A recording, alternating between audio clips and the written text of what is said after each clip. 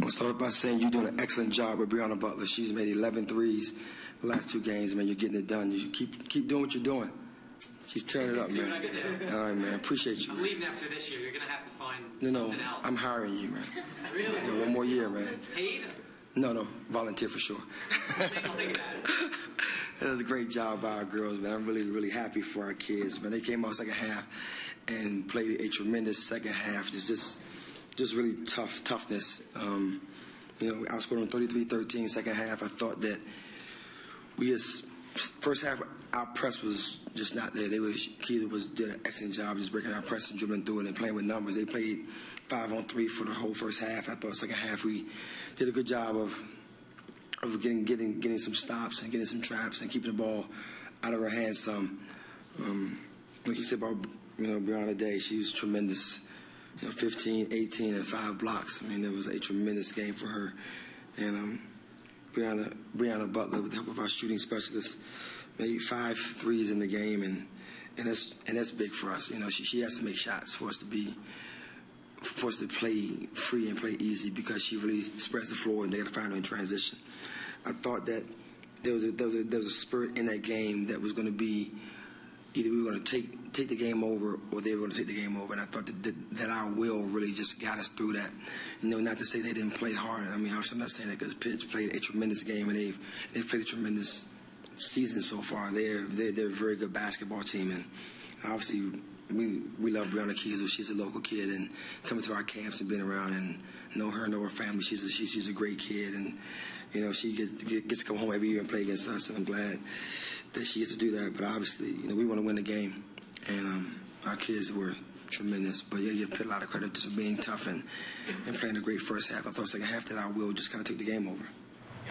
Coach McConnell, Syracuse, said that at halftime she heard you screaming from your locker room. What were you kind of saying then? I was telling them how much I wanted them to play hard and how much I cared about them. It was tough, man. It was just one of those things where I just had to let them know that it was our effort, man. When you don't have effort, you can't win at this level. You can't win at the BCS level if you don't have effort. And I thought that there was a point in the first half where I really just questioned if we understood the urgency of this game. Before the game, I gave them the standings and I wrote down their good wins, and I did all I could to let them understand this game is urgent, and if we don't win this game, we can end up in 7th place easily. And I just didn't feel that urgency halfway through that second half. I thought that we closed the half pretty good, but then we came out second half and we just played tremendous. I really challenged them. I told them, listen, we win this game, we got a great chance to go to the tournament. You lose the game, you go to NIT. We got to win this game, and they did. But they came out and won the game, and they played tough. How much better do you think your full court press can get? It looked pretty good in the second half today. Well, I think that they're doing an excellent job of getting our pressure established. So, we really take pride in what we do in that pressure because we want to create points off turnovers and create easy baskets. And I just think that we can contain the ball a little bit better at times, and sometimes on the back end, our scheme isn't great in cutting the floor in half and things like that. But overall, I'm really just pleased with everything that we're doing with our pressure, because our pressure has really become a staple in our defense. Can you talk about the progress Brianna Day's made? Have you seen a player progress this well, like she has this season? It's been tremendous, and I think that she understands how much we need her, and I tell her how much we need her. We need her to stay on the floor, and I thought this was a great game for her. She played 40 minutes. I had 3 fouls, and for her, that's a tremendous game for her to just be able to stay on the floor and play an entire game. And it's good to see this because she can understand if she stays on the floor, she can have monster games. And so we have to find a way to make sure we stay on the floor. And also, too, our guards and our boards have to protect her by guarding the ball and not let people attacking us in the paint off the bounce. There was a sequence with Brianna Day. She scored on a pick and roll and got a steal, and then I think scored again with her back to the basket in the low post. What does that show about how dominant she could be? Well, it just shows that she has a wealth of athleticism. She is so athletic that she really gets up and down the floor, and she can play on all spots of the floor. And You know, she has a lot of basketball left in her career, and you know, who knows what her ceiling is. I think that when people put ceilings on people's games and on people's lives, they don't give them a chance to go as hard as they can go. So I would never put a cap on what she can do, because only she would determine that by how hard she wants to work and how bad she wants it. After the first half, when you gave up 41 points, you gave up about a third of that in the second half. I know you touched on the press, but what do you think was different in the second half that allowed you to only give up 13 points like that? I think it was just their attention on the detail. I thought we had a pretty good game plan going into this game, and I think the second half they really executed it. But there were times where I thought that they just pulled themselves together and said, "We're going to do this."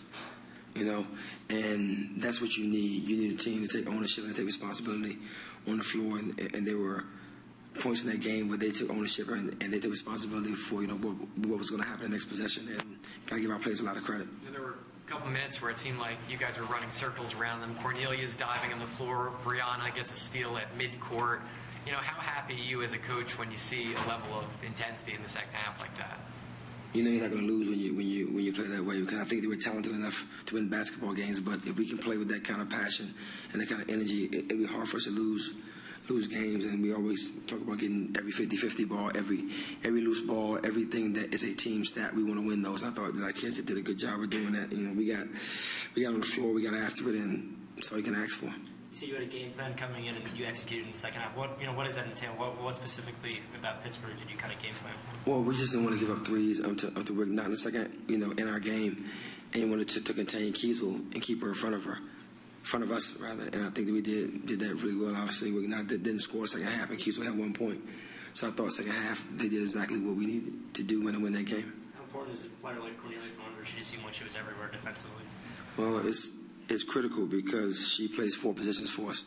She plays the 1 through the 4 for us, and I don't think that she really always understands what a luxury it is as a coach to have a player that can play 4 positions. And it doesn't matter, you know, what position she plays, that, you know, she's going to be effective in that position. And I think that once she really embraces that and continues to embrace it and continue to understand that that's the reason why we're winning, because we're able to move her around a little bit, I think that we're going to be a whole lot better in our games and things that we can do, because she is a tremendous talent.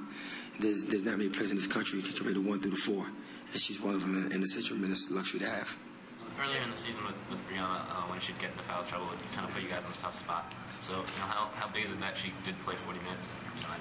Well, it's huge, because I told her that she can't foul. I told her today in walkthrough, I said, you know, you got to stay on the floor. You can't be in foul trouble this game, and she did it. I mean, she played tough, and she got attacked a lot in the paint. And she played a lot of great defense, got 5 blocks and got 3 steals with 3 fouls. That's a tremendous game defensively. And the rebounds are 9, the defensive rebounds. You put that stat line out there, and she had 0 points. You'd be happy with that from your 5. I mean, she did a tremendous job. I got to give her a lot of credit. Brianna Day's quietly having one of the best rebounding seasons here at Syracuse. You know, where does she rank as far as the players that you've seen in terms of rebounding? She's a tremendous rebound. I mean, she really gets after it on the glass. I mean, right at the top. I mean, if I could take it off my head, maybe Fantasia Goodwin. This was how long? That was 7 years ago. Who was this kind of rebound that was very tenacious rebounding? Kayla was more of I'm going to box my man out. My man's not getting it. She goes to get it. You know, Vida was that way at times, but you know, Carmen was a great rebounder.